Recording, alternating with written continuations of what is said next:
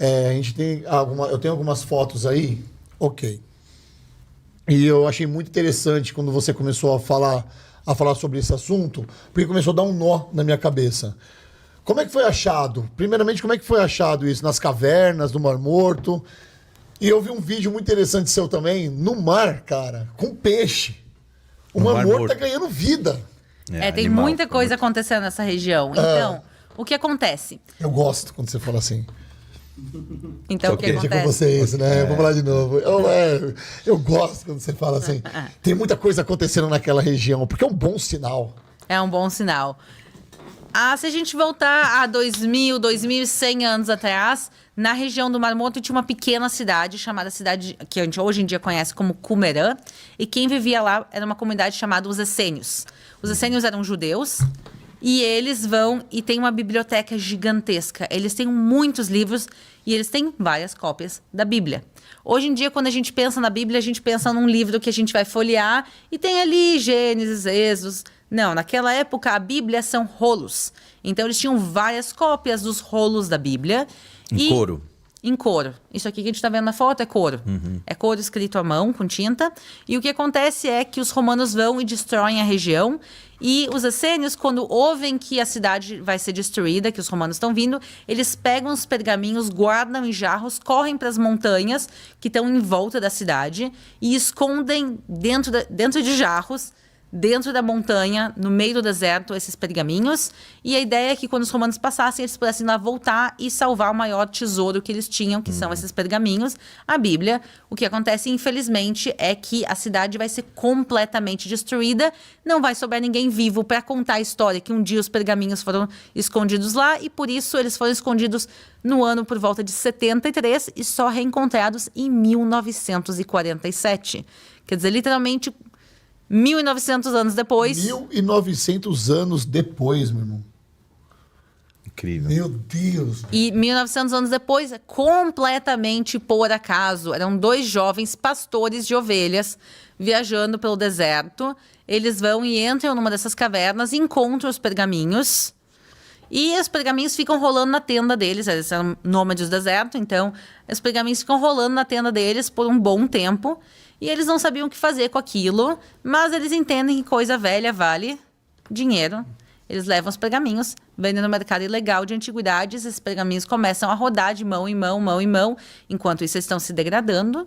Óbvio, né? Porque não estavam sendo guardados em condições apropriadas, passando de mão em mão, mão em mão, até que finalmente alguém pega esses pergaminhos, entende o que eles significam, e aí se entende que é um dos achados arqueológicos mais importantes da história da humanidade e se vai lá e se continua escavando, se encontrar no total mais de 900 pergaminhos. Meu Jesus. Os pergaminhos do Mar Morto não é 1 ou 2, pessoal, são mais de 900 pergaminhos. Você considera a maior descoberta do século? É considerada uma das maiores descobertas do século XX, sem dúvida, de Israel. Porque traz muita legitimidade para a Bíblia mesmo, cara. Pode responder. Exatamente. Exatamente. Aí entra uma pergunta muito leiga, mas pode ser a pergunta de muitas pessoas. A Bíblia. Você não pode mais pegar um livro, existem os livros apócrifos, né? Que são os livros que não estão na Bíblia por causa de estudos e tudo mais. Mas existe alguma possibilidade desses pergaminhos entrarem em talvez uma nova Bíblia se baseando em estudos e veracidades desses pergaminhos? Por exemplo, uma história que vai casar com essa, que pode... vamos pegar, por exemplo, Davi, por exemplo. Tem uma história de Davi que foi achada num pergaminho que não está na Bíblia. Existe a possibilidade dessa nova história fazer parte de uma nova Bíblia? Então, vamos lá. Vamos explicar. Foi leiga, mas foi interessante, vai. Foi interessante, mas basicamente, se tem alguma coisa nos pergaminhos, nos manuscritos de Qumran que são diferentes do que a gente conhece como Bíblia hoje. Bastante. Então, deixa eu explicar. Se pode entrar na Bíblia. Não. Tem bastante coisa. Então, o que acontece? Se acharam mais de 900 pergaminhos divididos em milhares de pedaços. E quando começaram a se ler esses pergaminhos, porque eles estão escritos em hebraico, a gente entende isso aqui. Tu dá para uma criança em Israel ler, ela consegue com um pouco de dificuldade, mas ela consegue ler isso. Isso aqui é hebraico. Você consegue ler. Meu Deus. Esse aqui é o mesmo hebraico que a gente usa na Bíblia até os dias de hoje. Volta umas fotos, Diego, por favor. Então, o que é um pouco de garrancho. Esse daí tá exposto, né? Volta. Aí também. Sim. Aí, eu gosto desse aí. Ó. Então, o que acontece é, quando se encontraram esses pergaminhos, se encontraram alguns pergaminhos que são os pergaminhos da própria cidade. Por exemplo, as regras do condomínio, as regras de conduta da cidade, se acharam pergaminhos próprios, se acharam os pergaminhos bíblicos. Por exemplo, se encontraram mais de 20 cópias do livro dos Salmos. E se encontraram pergaminhos de coisas religiosas que não estão na Bíblia. Por exemplo, os próprios Salmos. Tem salmos que não estão na nossa Bíblia, que estão nos pergaminhos marmotas. Tem salmos a mais que a gente não tem hoje em dia. A pergunta é, esses salmos merecem entrar na Bíblia, sim ou não? Aí é uma grande discussão. A pergunta é, por que eles não entraram originalmente? Porque tinham muitos livros que eram usados nos tempos antigos, que nem hoje em dia. Mas nós não temos uma Bíblia oficial, tipo a primeira Bíblia, a Bíblia que...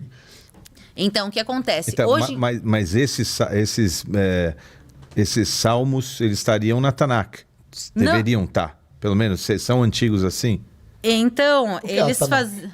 Tanakh é a Bíblia hebraica. Bíblia hebraica. Porque uma coisa importante também destacar, quando eu falo Bíblia aqui, no caso dos pergaminhos do Mamoto, é só o Antigo Testamento, é a Bíblia hebraica. Por que não se achou o Novo Testamento? Porque esses pergaminhos são anteriores. Quando esses pergaminhos foram escritos, o Novo Testamento não tinha sido escrito ainda. Esses pergaminhos são 2.000, 2.100 anos. E por isso a gente está falando aqui só do Antigo Testamento.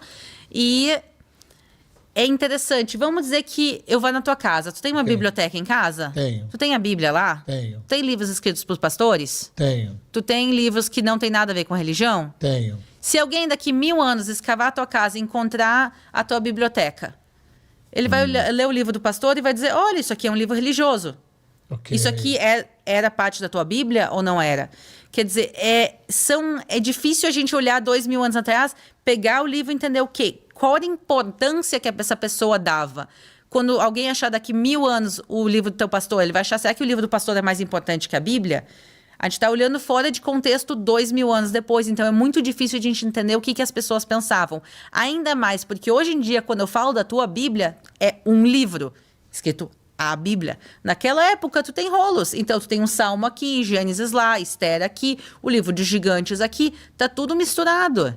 E a pergunta é para eles, desses livros, quais eram parte do canon, quais eram livros que são parte da Bíblia, que foram canonizados, e quais livros não eram.